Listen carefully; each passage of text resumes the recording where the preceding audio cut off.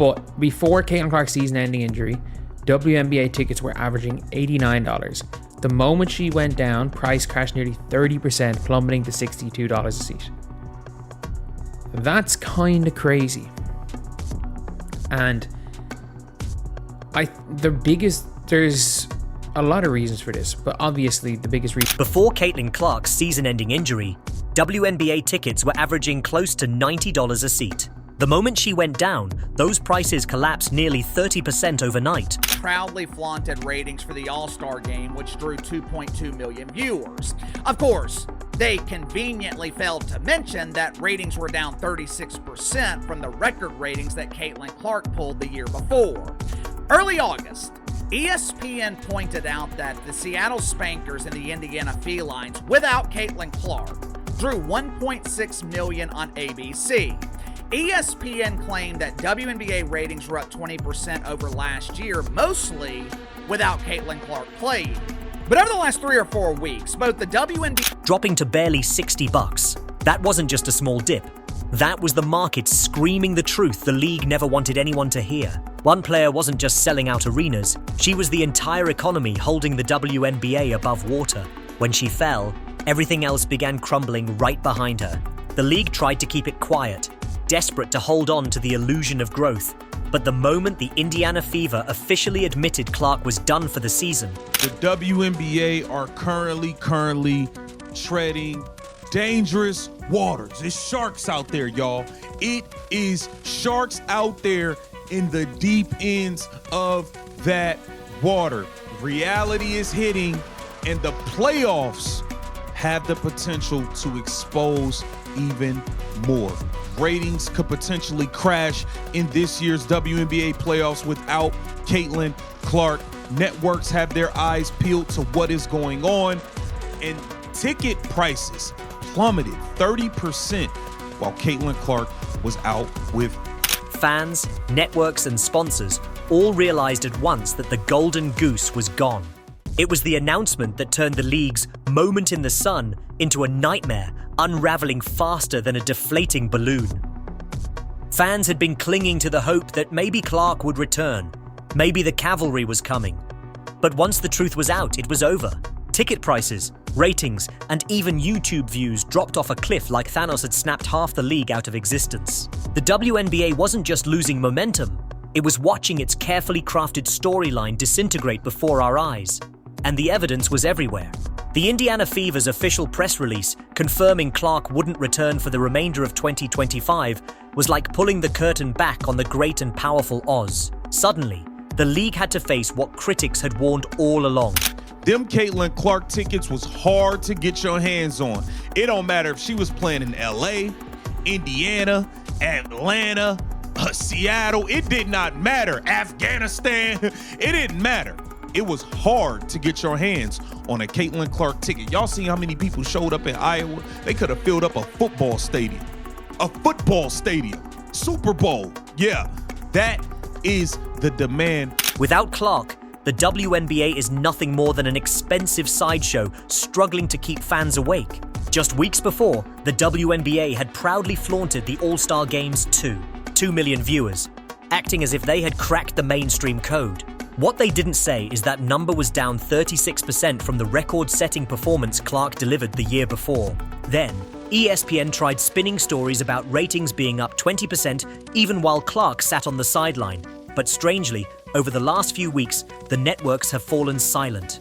It's almost like the numbers are too embarrassing to share. That silence speaks louder than any press release. And the numbers emerging since Clark's injury are brutal.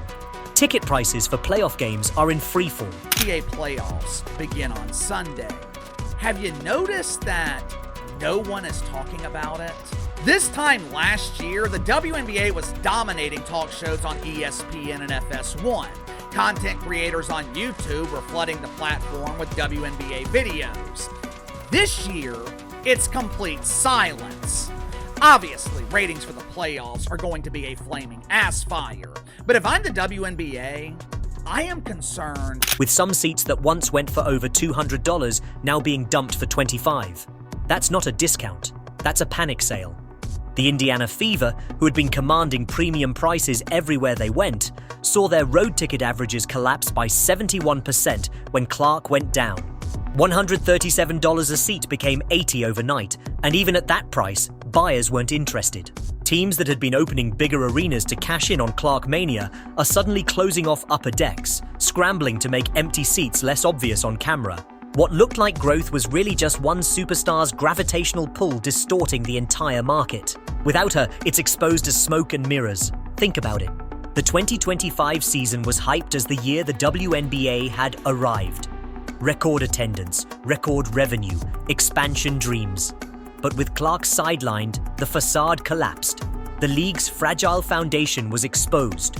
Clark had never missed a game in college or her rookie year. Jason Whitlock disowning the WNBA, true to his word, hasn't spoken a lick about the WNBA since. Colin Cowherd trashing the WNBA. It's Caitlin Clark and only Caitlin Clark. Last year, he used to lead shows talking Caitlin Clark, talking WNBA. This year, with her injury, didn't even bother wasting more than 10 minutes talking about the WNBA this year. No Shanae, no Elle Duncan, no Monica McNutt, none of those. But in 2025, she managed only 13 before her body gave out from the relentless physical targeting opponents unleashed on her. The WNBA that bragged about being tougher and more physical is now paying the price for failing to protect the one star who kept the lights on.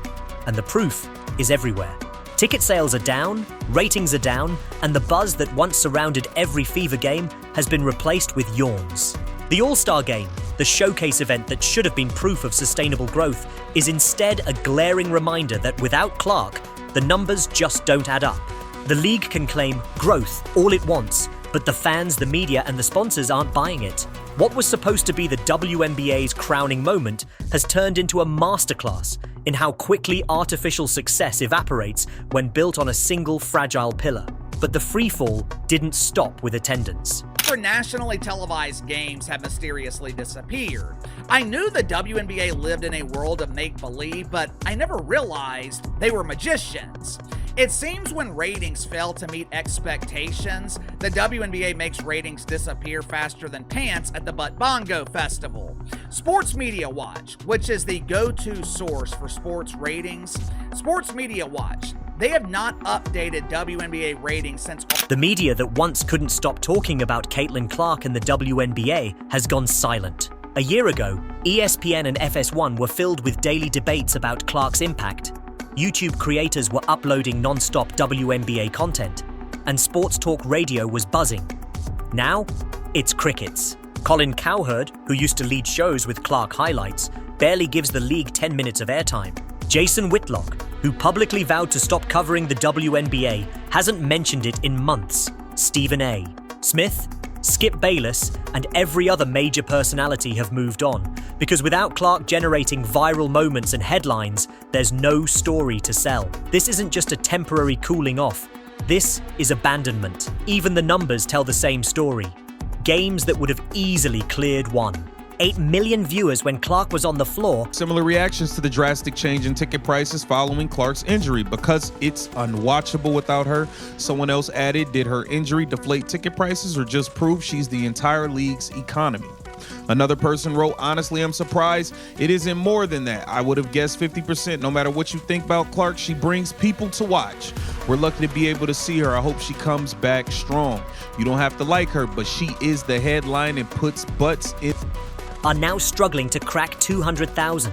That's an 89% collapse in viewership, a brutal reminder of how artificially inflated the league's popularity was. Even matchups hyped as rivalries, like Angel Reese versus Clark's Fever, have been exposed as hollow without Clark's star power.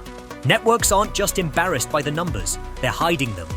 Ratings for nationally televised games that used to be plastered all over Sports Media Watch have mysteriously disappeared since August. When the data is too ugly to share, silence becomes the strategy. And if you think the ticket price collapse was bad in Indiana, it's far worse across the league.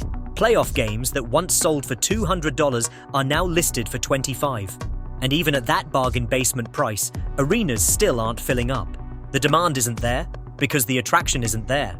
The Clark effect was real, and without it, Nike commercial, other than a Gatorade commercial. How many commercials have you seen of companies putting WNBA players as the face of their commercial? I can't think of one.